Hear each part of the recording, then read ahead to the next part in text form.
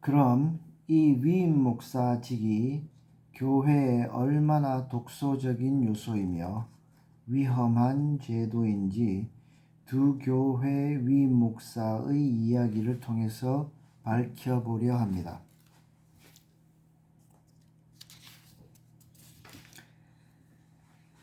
그럼 먼저 국내 대도시에 1947년에 설립한 A교회의 경우입니다. 보시는 바와 같이 2012년 40대 목사가 부임 5개월 만에 위임 목사가 됩니다. 약 9년 심무한 A 목사는 2021년 4월 1일부터 12월 말까지 장장 9개월간의 안식년을 누리지요. 안식년의 급여 규정은 대부분 급여를 전부 지급한다는 것이 일반인 바 A 목사는 9개월간의 급여를 받았을 것입니다. 안식년은 헌법에 규정이 없습니다. 마땅한 논리적 근거를 대기가 곤란해서일 겁니다. 그런데 A 목사는 장장 9개월간 안식년을 구가한 후 퇴임식도 없이 달랑 12월 26일 마지막 주일 2부 예배 설교 한 번만 하고 떠납니다. 안식년 조치 이후 3개월 만에 청빙위가 구성된 것으로 봤을 때 뻔히 교인들의 지지를 잃고 사임하는 과정의 구설수를 최소화하기 위해 교회가 엄청난 출혈을 감수한 것으로 보입니다.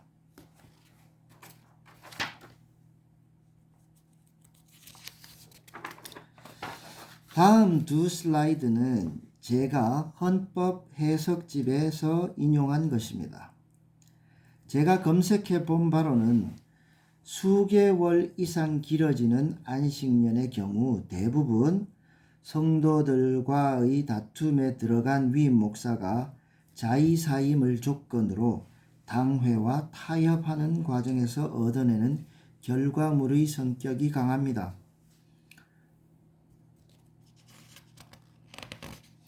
여기서 보다시피 담임 목사와 성도들 간의 분쟁이 발생하여 당회장이 1년 이내에 조건부 사임하는 조건으로 안식년을 갖기로 당회에서 결의하고 이런 말이 나옵니다. 또한 급여 또한 이 교회는 1년간 안식년을 허락 결의하여 1년간 모든 사례를 정상적으로 지급하기로 하고 라고 하여 안식년 급여가 심호할 때와 동일하게 지급됐다는 것을 보여주고 있습니다. A 교회의 경우 더 놀라운 일은 그 다음 해, 즉 A 목사가 사임한 다음 해 3월 이 교회 재직회 선교회계 보고서에서 등장하는데요. 이미 교회를 떠난 A 목사에게 매달 250만 원의 선교 후원금이 지급되고 있었다는 것입니다. 3개월간 750만 원이 지급되었고 앞으로 750만 원이 더 지급될 계획이었지만 3개월 만에 A 목사가 다른 교회에 청빙을 받음으로써 750만 원을 돌려받게 되어 다행이라고 담당자가 보고합니다.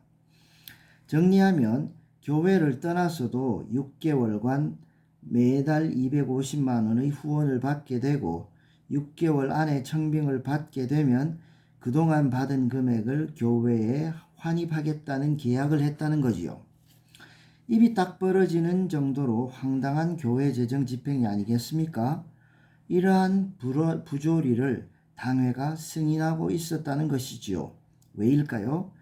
위임 목사가 성도들의 지지를 잃었다 하더라도 그래서 더 이상 목회를 할 수 없는 지경이 되었어도 내보내고 싶어도 그럴 방법이 도무지 없기 때문입니다.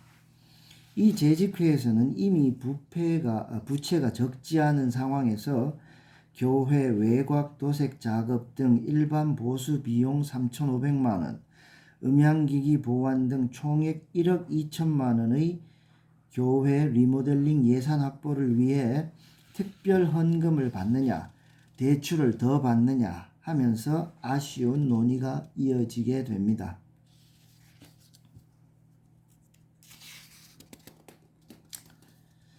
그럼 또 다른 비교의 사례를 들어보겠습니다. 보시는 바와 같이 2007년에 40대 비목사를 청빙합니다. 그리고 4개월 만에 위임 목사가 됩니다.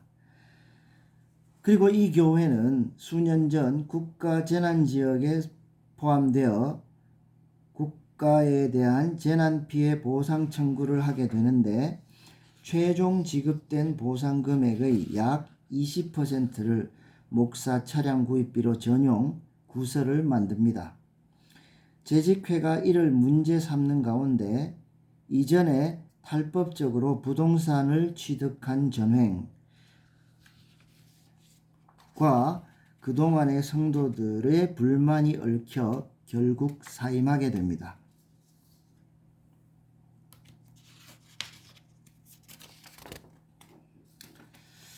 흥미로운 것은 비목사 역시 안식년을 요구했다는 것입니다. 그렇지만 1개월 정도에 지나지 않았고 그의 사임은 일사천리로 진행되어 교회를 떠나게 됩니다. 보시다시피 안식년 규정은 헌법상에 없긴 하지만 목회에 지친 목회자들이 재충전을 위해서 필요한 측면도 있습니다. 그러나 원래 그런 목적, 재충전이란 목적이 아니라 교회의 성도들과 다툼하던 목사가 떠나는 조건으로 내거는 것이 안식년이 되는 경우가 많습니다. 거기에 덧붙여 또 위임 목사들이 떠날 때는 지교회에 막대한 재정적 부담을 지우면서 전별금까지 얻어서 나가는 경우가 많죠. 그런데 이 일회적인 전용, 자금의 전용이라고 하는 어떤 의미에서는 사소한 사안에서 왜 비목사는 급하게 사임하게 되었을까요? 당시 재직회 녹취록에는 석연치 않은 부분이 담겨 있습니다.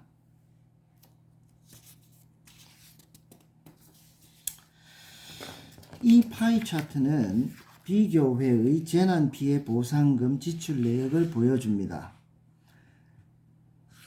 눈에 띄는 부분이 어떤 기업의 세금을 내줬다는 것입니다. 통상 재난피해 보상의 청구에서 가장 큰 효력을 발휘하는 것이 피해복구 비용에 대한 영수증, 더 낮게는 세금 계산서입니다. 해당 업무를 담당하는 이들이 하나같이 요구하는 것이 영수증이나 견적서를 첨부하라는 것이지요. 그런데 피해복구 작업이 정상적으로 됐다면 교회의 지출 내역에는 당연히 공사대금 지급 또는 물품 구입 비용 이렇게 기록되어야 하겠는데 모기업 세금 비용이라고 밝히고 있다는 것입니다. 이런 수상한 거래가 효력을 발휘하는데 손해사정인의 실력도 발휘됐을 것입니다. 손해사정인은 총 금액의 3%를 수수료로 가져갔습니다.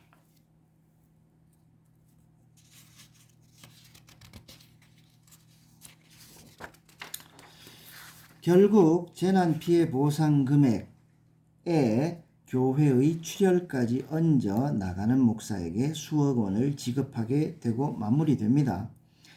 이 사항은 교인의 눈으로 보면 안타까운 일이지만 상식인의 눈으로 보면 기업이 허위 세금 계산서를 발행하고 교회는 그를 이용해서 국가의 공적 자금을 착복한 범죄 행위일 가능성이 있습니다. 당시는 목사의 재정전횡이 먼저 이슈가 되고 목사가 서둘러 사임하면서 봉합되었을지 모르지만 당시 녹취를 들어보면 교회는 당연히 이를 조사해서 범죄가 있다면 교회법상으로는 상급 치리회에 또 일반 사회의 형사법상으로는 형사사법기관에 이 당시의 담임 목사와 당회원들을 고발해야 마땅한 것입니다. 왜냐하면 담임 목사는 교회의 실질적인 대표입니다. 공식적인 대표이죠. 당연히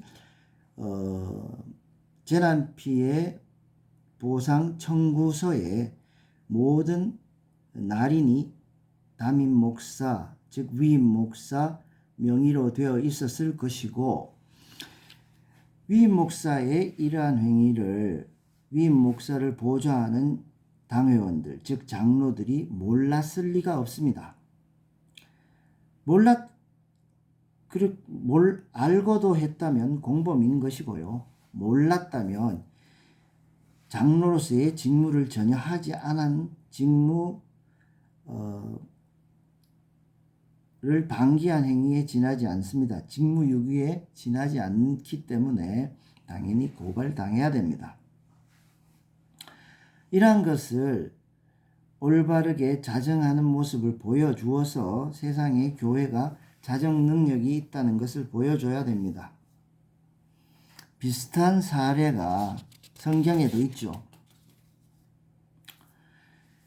이스라엘 백성은 가나안 땅에 들어가 기적적으로 여리고성을 무너뜨리고 승리합니다. 여리고성을 정복하게 되지요.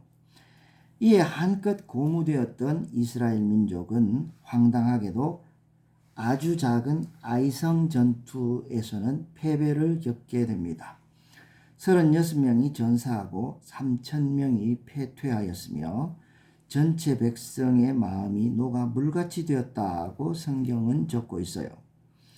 결국 야훼께서 밝히신 것은 아간이란 자가 부정하게 훔친 물건들을 자기 장막 아래 묻어두고 있었다는 거지요.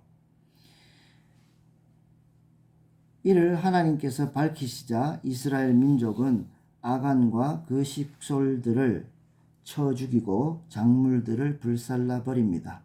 이로써 죄를 회개하는 것이죠. 이런 과정이 있기 전에는 야훼는 이스라엘 민족으로 하여금 한 발짝도 앞으로 나아가지 못하게 합니다.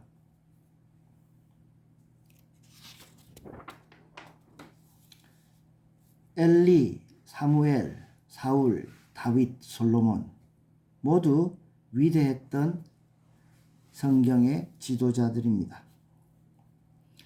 이 위대했던 지도자들이 결국은 비참한 파국을 맞았다는 것이 열왕기서가 우리에게 말하고 있는 것이라는 게 제 생각입니다.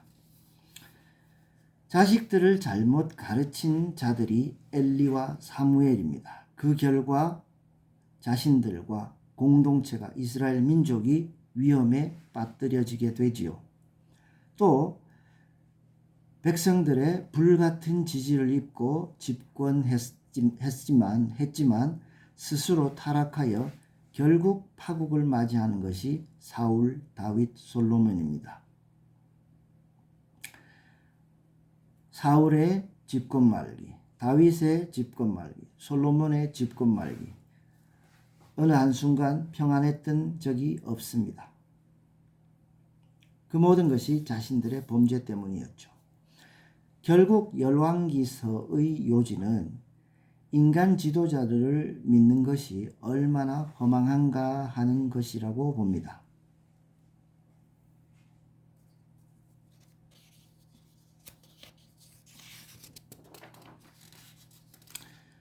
개혁교회는 늘 개혁되어야 한다라는 말이 있습니다.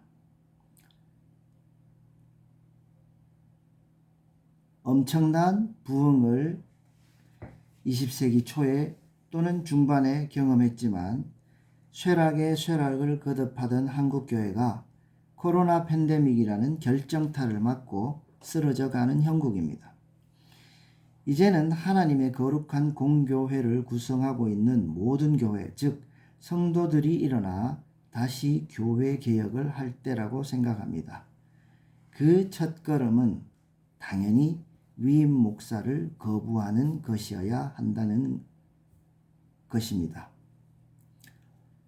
또 나아가서 위임이라는 단어를 교회 정관에서 지워버리는 것이 21세기 한국 개신교회 개혁의 첫걸음이 되리라고 봅니다.